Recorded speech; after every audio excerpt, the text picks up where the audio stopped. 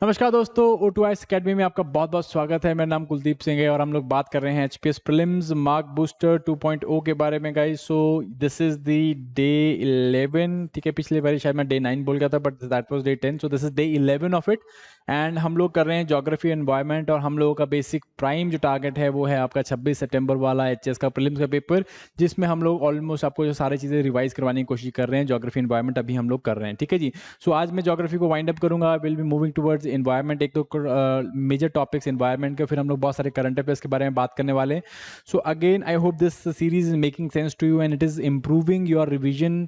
And in case if you have any kind of like improvement suggestions, वो आप definitely comment section में लिख सकते हो। उसके ऊपर मैं जो है डेफिनेटली काम करने वाला हूँ। ओके, सो चलो जी, ये हम लोगों ने कोर्स भी साथ साथ में लॉन्च किया हुआ है जिसमें बहुत सारे एमसीक्यूज हम लोगों ने डाले हैं। अगेन ये भी किसी का सजेशन ही था, तो एमसीक्यूज हम लोगों ने डाले हुए हैं। सो एमसीक्यूज कंटिन्यूसली अपडेट कर रहा हूँ मैं। अगर आप if you are following this series, तो जैसे जैसे मैं आपको टॉपिक्स करा रहा हूँ उसके एमसीक्यूज में साथ साथ में डाल रहा हूँ।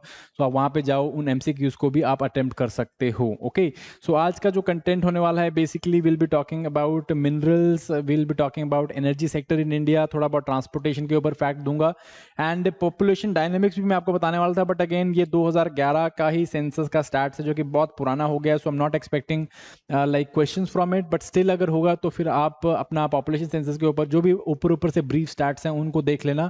वो मैं स्टैट्स यहाँ पे नहीं करवाने वाला हूँ, ठीक है जी। सो चलो स्टार्ट करते हैं। हम लोग सबसे पहले मिनरल्स के ऊपर बात करते हैं। सो अगेन अगर हम इंडिया की बात करते हैं, one of the mineral rich countries in the world, और हमारे पास लाइक बहुत इंपॉर्टेंट मिनरल बेल्ट देखने को मिलते हैं थ्रू आउट इंडिया। आपको मिनरल बेल्ट देखने को मिलते हैं मोस्टली जो नदर इंडिया, वहाँ पे ज़्यादा मिनरल्स आपको देखने को नहीं मिलते हैं। बट अगर आप सेंट्रल इंडिया की बात करो, सेंट्रल इंडिया, नॉर्थ आपका जो ईस्टर्न साइड है, सेंट्रल बेल्ट है, सदर्न बेल्ट है, आपकी साउथ वेस्टर्न बेल्ट है, तो यहाँ पे डेक्कन वाला सारा रीजन है आपका। यहाँ पे आपको काफ़ी ज़्यादा मिनरल्स देखने को मिल जाते हैं, both metallic as well as non metallic. तो इन्हीं के बारे में हम लोग थोड़ा ब्रीफ ओवरव्यू दे देता हूँ मैं आपको। हमने मिनरल बेल्ट को इंडिया की जो है फर्दर इन टाइप्स में बांट रखा है, इन एरियाज में बांट रखा है। पहला है नॉर्थ ईस्ट पेनिनसुलर बेल्ट है आपकी। जो नॉर्थ ईस्ट इंडिया है आपका, नॉर्थ ईस्ट पेनिनसुलर बेल्ट जो है, इसके अंदर सबसे इंपॉर्टेंट जो रीजन है आपका वो है छोटा नागपुर प्लेट्यू। छोटा Nagpur plateau part of some Orissa, Orissa वाले रीजन आपको देखने को मिल जाते हैं यहाँ पे। And again this is also called as the Ruhr of India. Ruhr of India भी बोलते हैं या फिर मिनरल हार्टलैंड भी बोल देते हैं इस एरिया को। क्यों? बिकॉज बहुत सारे आपको बहुत सारा ओर्स यहाँ पे देखने में, बहुत सारे मिनरल्स आपको देखने को मिलते हैं। स्पेशली आपको कोल एंड आयरन ओर काफी ज्यादा देखने को मिलता है यहाँ पे, ठीक है। सो इंपॉर्टेंट कोल आयरन ओर है, मैग्नीज मिलता है, कॉपर मिल जाता है आपको, बॉक्साइट काफी देखने को मिलता है। सो ये रीजन जो है in metallic minerals as well as आपका जो है कोल के लिए जो है काफी ज्यादा फेमस है, ठीक है। Then is coming central belt. Central belt जो है वो इंडिया की, this is the central belt which consist of आपका दंडकारण्य प्लेट्यू छत्तीसगढ़ का, वो आपका देखने को मिलता है। Part of your Madhya Pradesh, जैसे आपका बालाघाट छिंदवाड़ा वाला रीजन है आपका। देन उसके बाद महाराष्ट्र, ये वाला पोर्शन इसके अंदर देखने को मिल जाता है आपको। एंड इस पोर्शन में जो है आपको again you will find a lot of bauxite, बहुत सारा बॉक्साइट देखते हैं हम लोग। देन उसके बाद हम लोग यहाँ पे जेम्स, जैसे पन्ना पन्ना रीजन है आपका, यहाँ पे जेम्स आपको देखने को मिलते हैं, ठीक है जी।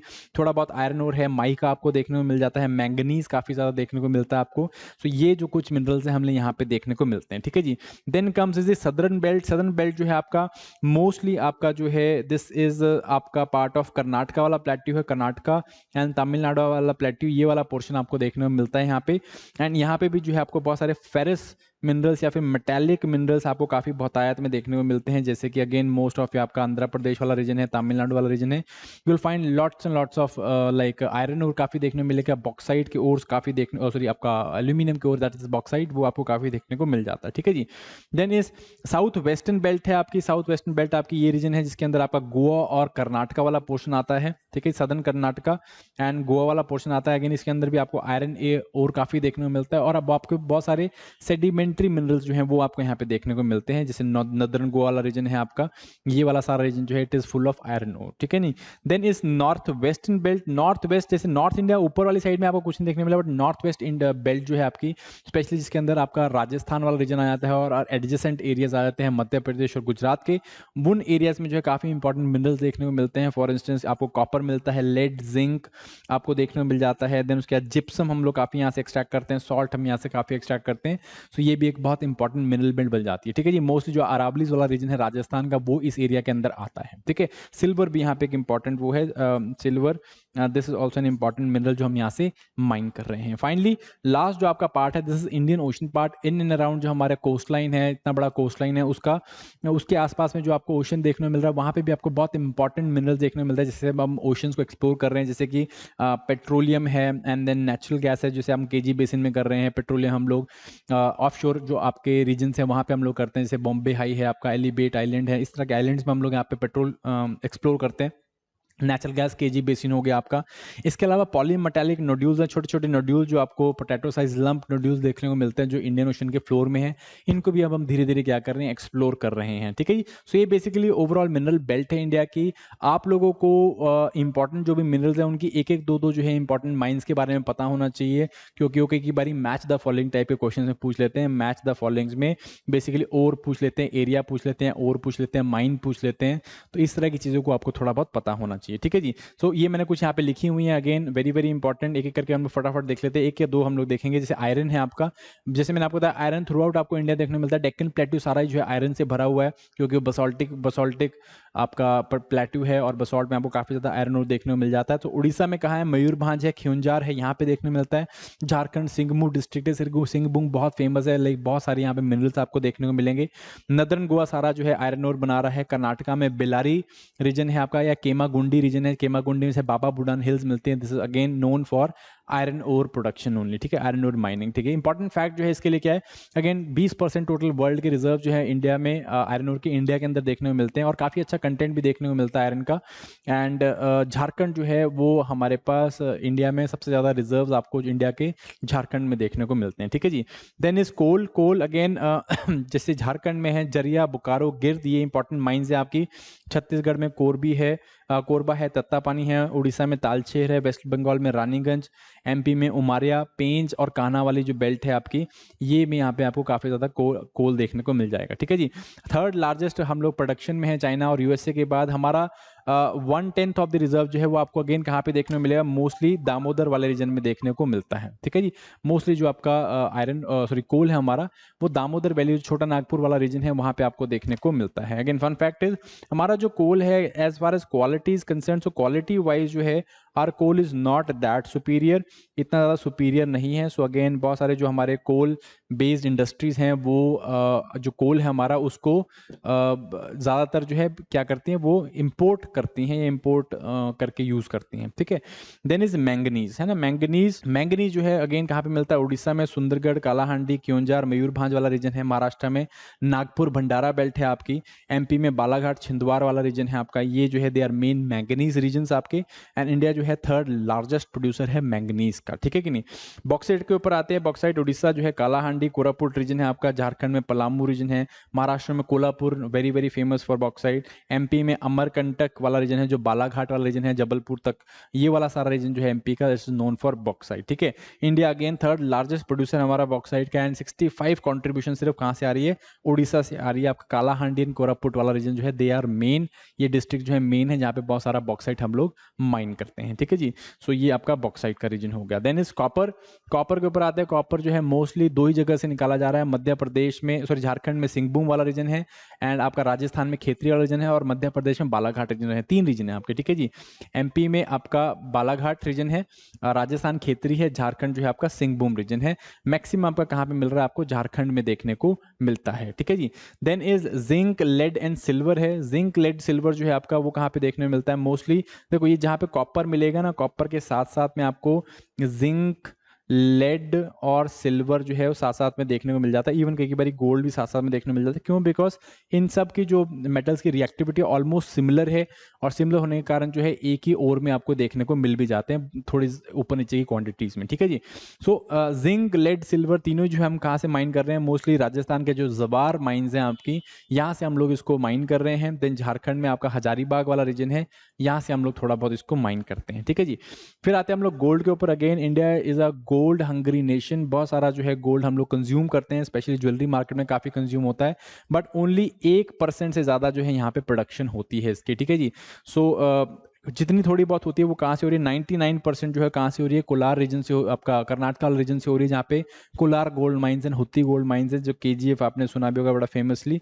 सो Kolar mines and Hutti mines यहाँ से हो रहा है। थोड़ा बहुत जो है आंध्र प्रदेश में रामगिरी गोल्ड माइंस है, यहाँ से हम लोग कर रहे हैं। बट अगेन 99% जो है हम लोगों का कहाँ से हो रहा है, इंडियन जो लोकल गोल्ड है आपका वो यहाँ से निकल रहा है। एंड इसके अलावा सारा का सारा हम लोग क्या करते हैं, इम्पोर्ट करते हैं, ठीक है जी। Then is mica. माइका जो है अगेन ये एल्यूमिनियम सिलिकेट्स, अपना calcium aluminium silicates, magnesium silicates, ये सब का जो है कंबाइन एक आपको सब्सटेंस देखने को मिलता है, सबका मिनरल देखने को मिलता है, बहुत ज़्यादा यूज़ किया जाता है। स्पेशली आपका इलेक्ट्रिसिटी वाला जो सेक्टर है वहाँ पे यूज़ करते हैं, वायर की इंसुलेशन में हम लोग इसको यूज़ करते हैं।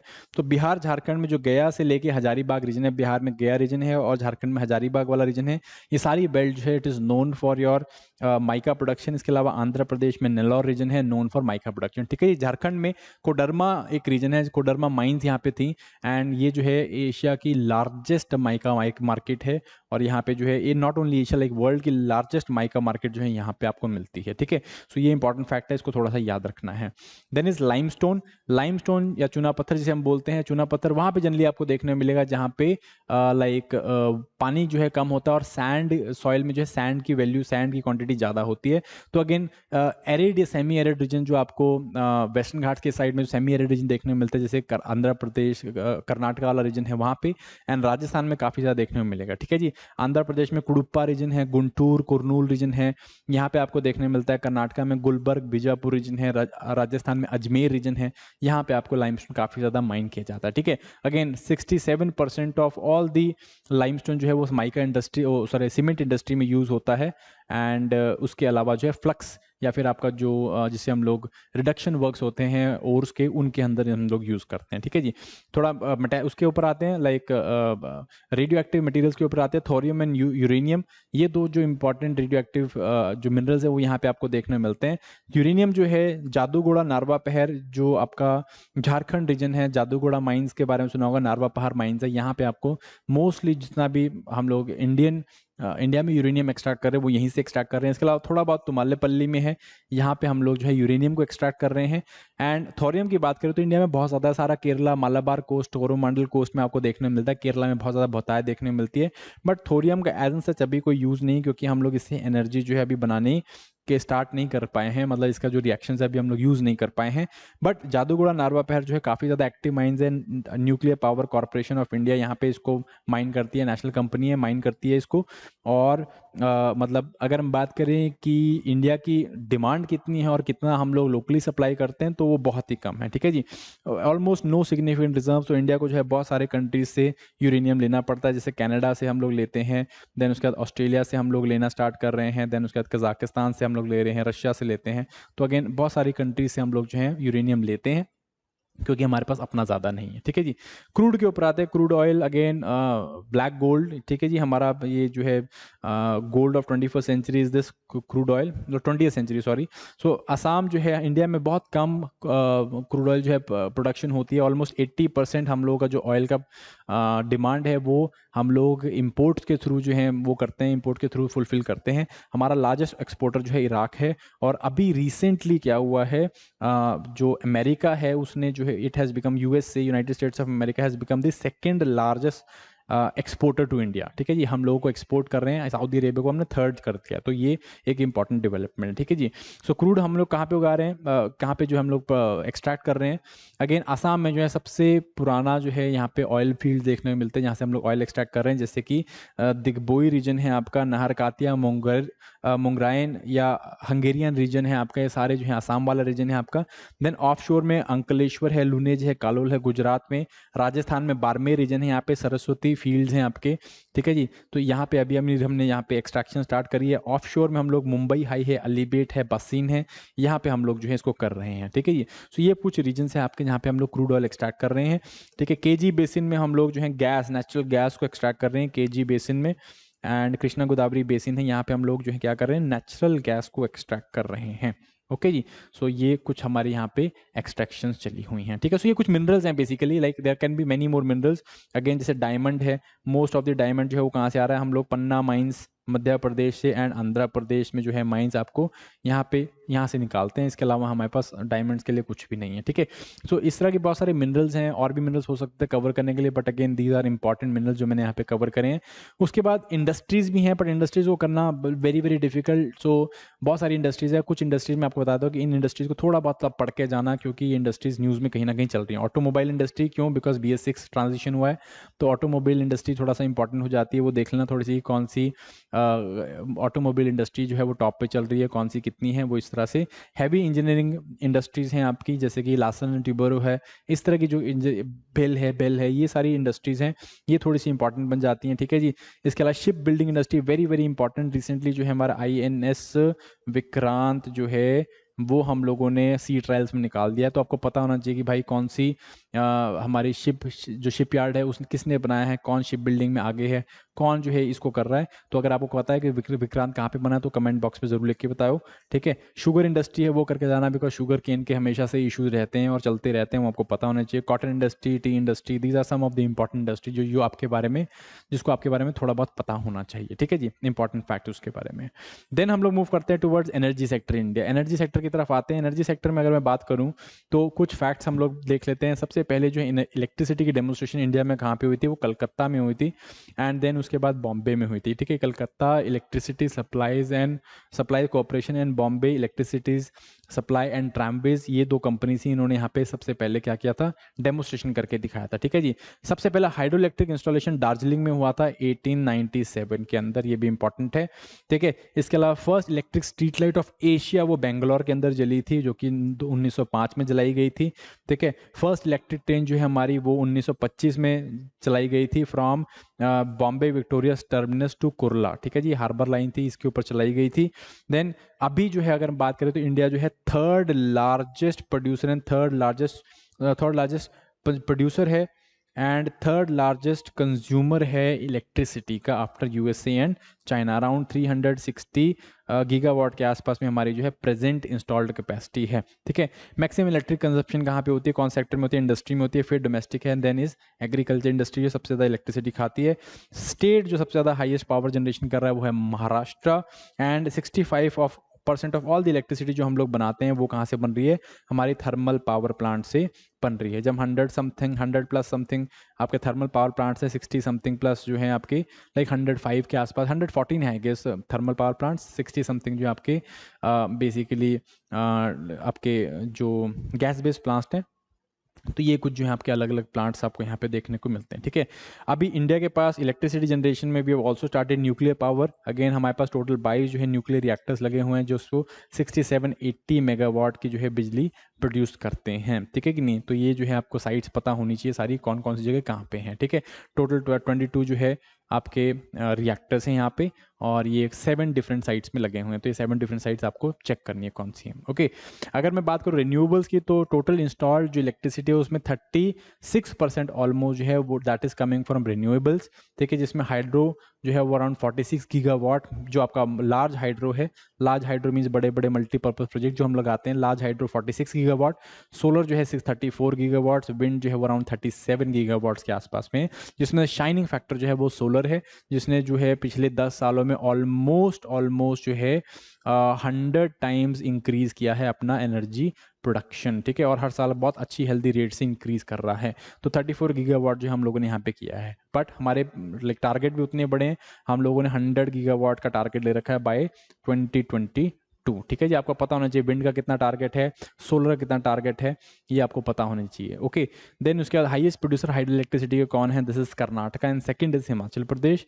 हाईएस्ट विंड पावर में अगर मैं बात करूँ तो सबसे ज्यादा प्रोडक्शन कौन कर रहा है? तमिलनाडु कर रहा है एंड गुजरात कर रहा है, एंड सोलर में जो है सबसे ज्यादा कौन कर रहा है? That is Karnataka, and then जो है इट इज गुजरात, ठीक है जी। कर्नाटका जो है यहाँ पे भादला जो हमारे पास सोलर जो पावर प्लांट्स है, सोलर पावर प्लांट्स हैं आपके जो फोटोवोल्टिक प्लांट्स हैं, इसमें वर्ल्ड का लार्जेस्ट फोटोवोल्टिक प्लांट भी इंडिया के अंदर ही है, that is Bhadla solar power plant, this is in Gujarat, and then second one is Pavagada, this is in Karnataka, ठीक है जी। तो ये दो बहुत बड़े प्लांट्स है, वर्ल्ड के सेकंड और फर्स्ट और सेकंड दोनों यहीं पे लगे हुए हैं।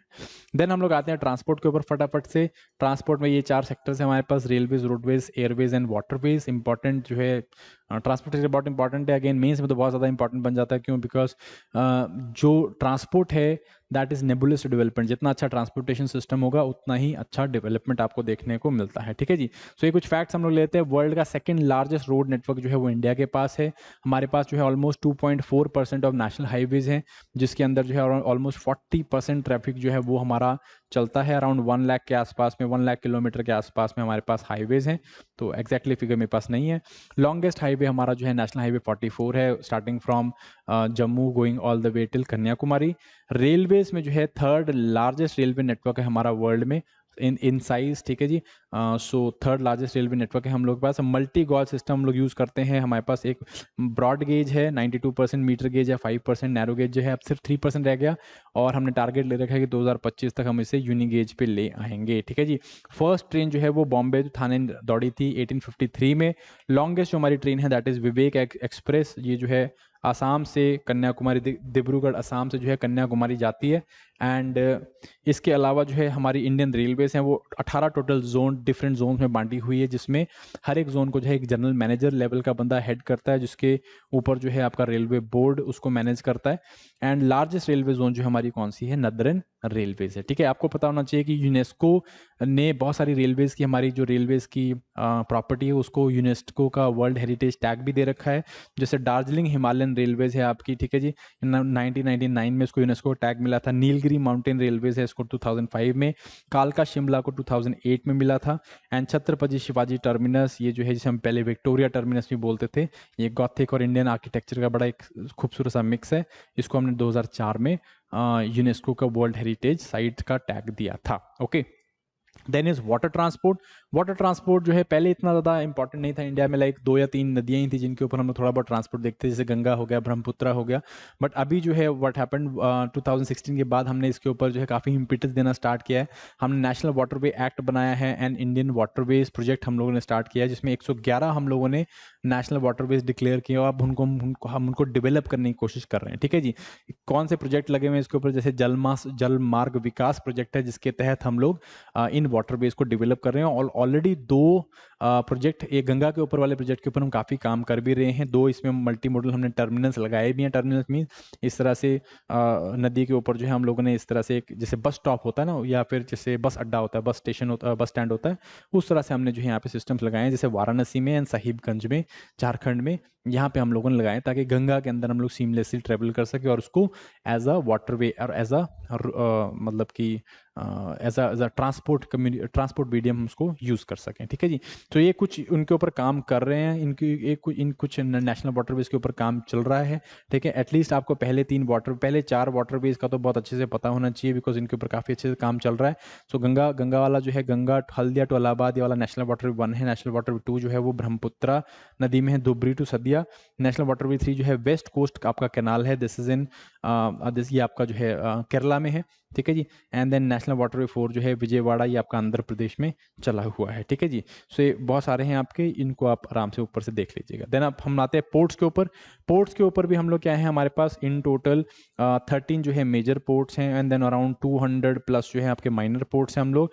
और इन मेजर पोर्ट्स को हम लोग और फर्दर डेवलप कर रहे हैं। ये कुछ मेजर पोर्ट लिखे हुए हैं, कांडला हो गया आपका, ठीक है जी, मुंबई एयरपोर्ट, जवाहरलाल नेहरू एयरपोर्ट है, देन उसके बाद आपका मार्मागोआ पोर्ट है, मैंगलोर पोर्ट है, ठीक है जी, कोची पोर्ट है आपका, टूटिकोरिन है, ठीक है जी, चेन्नई इन्नौर है, विशाखापट्टनम है, पाराद्वीप है, हल्दिया है। तो ये सारे जो आपके क्या हैं, they are all your major ports. और इन मेजर पोर्ट्स को फर्दर डेवलप करने के लिए और इनकी जो है कनेक्टिविटी को इंक्रीज करने के लिए, इनके अंदर जो है और बेटर एक मतलब हेल्दी इंडस्ट्रियल इकोसिस्टम बनाने के लिए हमने सागरमाला प्रोजेक्ट भी चला रखा है। सागरमाला प्रोजेक्ट वो क्या करता है, वो बेसिकली अंदर के जो ट्रांसपोर्ट एरियाज हैं, ट्रांसपोर्ट जो कम्युनिकेशन ट्रांसपोर्ट मीडियम्स हैं, जैसे कि आपका बेसिकली रोड कनेक्टिविटी हो गया, रेलवे कनेक्टिविटी हो गया, इंडस्ट्रियल कॉरिडोर्स हम लोग यहाँ पे बना रहे हैं ताकि ये इस पूरे सिस्टम को, इस पूरी सागरमाला को, इस पूरे पोर्ट्स को हम लोग और बेटर से इस्तेमाल कर सके। ठीक है जी, Sagarmala project very very important. Then civil aviation की तरफ आते हैं। अगेन सिविल एविएशन में कुछ फैक्ट्स। सबसे पहला एयर ट्रांसपोर्ट इंडिया में जो है 1911 में स्टार्ट किया गया था। इलाहाबाद से नैनी के लिए पहली फ्लाइट ली गई थी बाय हेनरी पिक्वेट। बाई प्लेन में, बाई हम्बर प्लेन में जो है गए थे, जिसके 2 जहाज 2 विंग्स होते हैं, तो ये बेसिकली मेल को कैरी कर रहे थे। तो ये पहला एविएशन का जो है फ्लाइट ली की थी यहाँ पे। ठीक है जी। JRD टाटा जो है, he was the first person to fly, first Indian to fly. Again इसके बाद मतलब फर्स्ट इंडियन टू फ्लाई जो कि कमर्शियल फ्लाइट। अगेन इनको जो है कराची से जुहू लेके गए थे कंसाइनमेंट, एंड बाद में इन्होंने जो है एयरलाइंस खोली थी which eventually became air India, जिसको गवर्नमेंट ने कंट्रोल कर लिया था। ठीक है जी।